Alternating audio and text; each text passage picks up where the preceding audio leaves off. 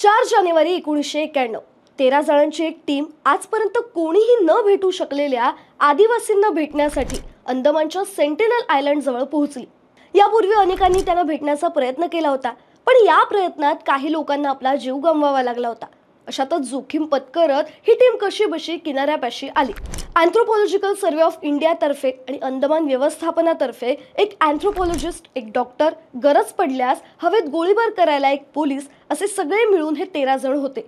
Sentinel आदिवासी हातात धनुष्यबाण घेऊन या परक्या दिसणाऱ्या लोकांवर हल्ला करण्यासाठी तयारच होते, पण टीमकडे असलेल्या नारळाच्या गोळ्या पाहून ते नरमले। त्यांनी त्या 4-5 आदिवासींना नारळ द्यायला सुरुवात केली, मात्र नारळ संपल्यावर ही टीम नारळ आणायला माघारी परतली। आता दुसऱ्यांदा सेंटिनल बेटाच्या किनाऱ्यावर आल्यावर तिथे जवळपास 30 आदिवासी उभे होते। त्यात बायका, लहान मुलं, म्हातारे आणि काही तरुण पोरं होती। गुडघाभर पाण्यात उतरून ते पुन्हा त्यांना नारळ देऊ लागले, पण एका 25शीतल्या मुलाने अचानक धनुष्यबाण ताणून सरळ त्या अँथ्रोपॉलॉजिस्ट व्यक्तीवर निशाणा धरला आणि सगळ्यांचीच तंतरली। त्या अँथ्रोपॉलॉजिस्ट म्हणजेच मानववंशशास्त्रज्ञ होत्या मधुमाला चट्टोपाध्याय। आज याच मधुमाला आणि सेंटिनल आयलंडवरच्या त्या अद्भुत आदिवासींची माहिती आम्ही तुम्हाला सांगणार आहोत। चला तर मग काय आहे ही नेमकी गोष्ट जाणून घेऊया या व्हिडिओच्या माध्यमातून। नमस्कार, तुम्ही पाहताय गाजावाजा। नुकताच एक अमेरिकन यूट्यूबर इल्लीगली या सेंटिनल आयलंडवर गेला। त्याने तिथे व्हिडिओ शूट करून पोस्ट सुद्धा केला होता। यानंतर त्याला अटक करण्यात आली। या संदर्भातला व्हिडिओ आम्ही केलाय, तो तुम्ही बघू शकता। आता इतिहासात डोकावून पाहिलं तर प्राचीन काळापासून जगभरातल्या जंगलांमध्ये अशा विविध आदिवासी जमाती राहत आहेत।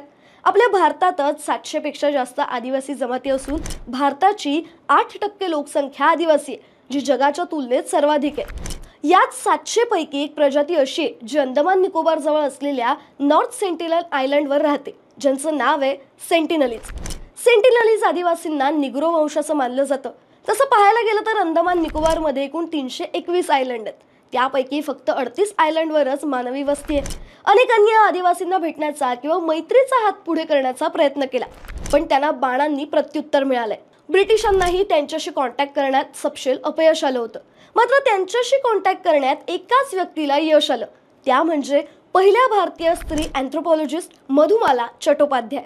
त्यावेळी त्यांचं वय फक्त 27 वर्ष होतं। एक यंग लेडी म्हणून आदिवासी पुरुषांसमोर जाणं हे मोठं चॅलेंज होतं।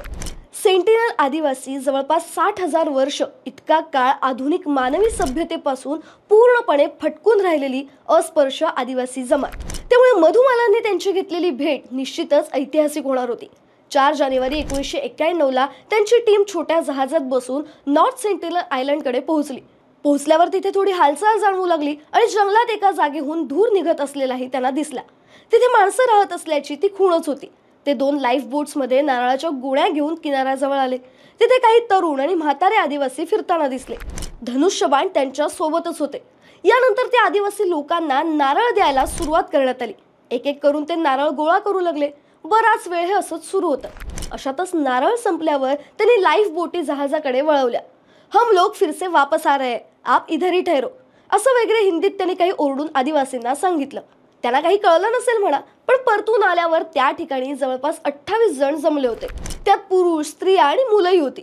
आता त्यांनी गुडघाभर पाण्यात उतरून त्यांच्या हातात नारळ द्यायला सुरुवात केली। किनाऱ्यावर एक 50शीची स्त्री आणि एक 20-25चा मुलगा उभा होता।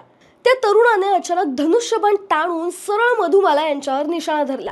मागून कोणीतरी ओरडलं, तीर उठाया, मारेगा, बोट पे आ जाओ। पण सुदैवाने मधुमाला यांना इथलीच एक ओंगी ही भाषा बऱ्यापैकी येत होती।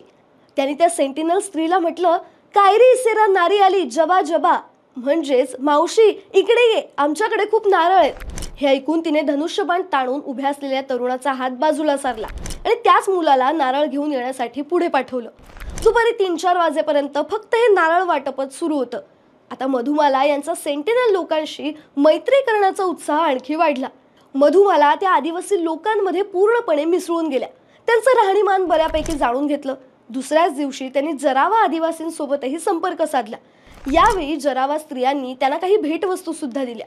सेंटिनल लोक जी भाषा बोलतात ती कोणालाच येत नाही, मात्र ओंगी आदिवासींच्या भाषेतले काही शब्द ते वापरतात। सेंटिनल आदिवासी रंगाने अतिशय काळे, उंचीनं बुटके आणि शरीराने काटक असतात।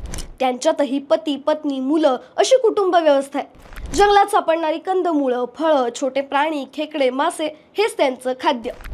सेंटिनल आयलंड जवळ फुटलेल्या प्रिमरोज या जहाजावरून त्यांनी पहिल्यांदा लोखंड हा धातू पळवला होता आणि त्यापासून शस्त्र बनवली. ते अंगावर कोणतेही कपडे घालत नाही, पण स्त्रिया कमरेला झाडाची सालं बांधतात आणि समोरच्या बाजूस झाडाचं पान लावतात. त्यांची आजची लोकसंख्या ही जवळपास 100च्या घरात असावी. ते निसर्गपूजक आहेत, पण त्यांचे कला प्रकार, नाच गाणं याविषयी कोणाला काहीही माहिती नाही. जगाच्या पाठीवर पाहायला गेलं तर सर्वच आदिवासी जमाती निसर्गपूजक. त्यातच ग्रेट अंदमानी आदिवासीही त्याला अपवाद नाहीत. ते समुद्राची, भरतीची पूजा करतात. केवळ पक्ष्यांच्या, प्राण्यांच्या आवाजावरून आता पाऊस पडेल की नाही हे ते बरोबर सांगू शकतात. याच सर्व गोष्टींचा अभ्यास करण्यासाठी मधुमाला अंदमान निकोबारमध्ये गेल्या होत्या. अनेक अडचणींचा सामना करत मधुमालांनी 6 वर्ष अंदमानातल्या 6 आदिवासी जमातींवर संशोधन केलं. मधुमालांचा सहभाग असलेल्या सेंटिनल आयलंडच्या दुसऱ्या मोहिमेनंतर अंदमान प्रशासनानं नॉर्थ सेंटिनल आयलंडवर जायला पूर्णपणे बंदी घातली आहे. त्यानंतर आजपर्यंत तिथे कोणीही गेलं नाही. जो गेला तो मेला. दरम्यान मधुमाला अंदमानी आदिवासींबाबत सांगतात की आपल्याला वाटतं ते असभ्य आणि धोकादायक आहेत, पण त्यांच्या इतकी सुसंस्कृत आणि प्रेमळ माणसं मी आजपर्यंत पाहिली नाही. आपल्यापेक्षा जास्त निसर्ग त्यांनी ओळखलाय, तो जपलाय. हे आपण विसरता कामा नये की सुनामी येणार आहे हे त्यांनी आधीच ओळखलं होतं. त्यावेळी ते सर्व उंच भागावर जाऊन राहिले आणि वाचले. आपल्या ट्रायबल्स ऑफ कार निकोबार या पुस्तकात मधुमाला यांनी या सर्व आदिवासी जमातींचं वर्णन केलंय. आज प्रगत माणूस म्हणून आपला अहंकार अक्षरशः आभाळाला टेकलाय. पण हे आदिवासी नग्न राहून अशिक्षित असूनही निसर्गाची आणि पर्यावरणाची काळजी घेतात. म्हणूनच पृथ्वीला या आदिवासी नागरिकांची खरी गरज आहे. अशाच इंटरेस्टिंग गोष्टी जाणून घेण्यासाठी गाजावाजाला लाईक, शेअर, फॉलो आणि सबस्क्राईब करायला विसरू नका.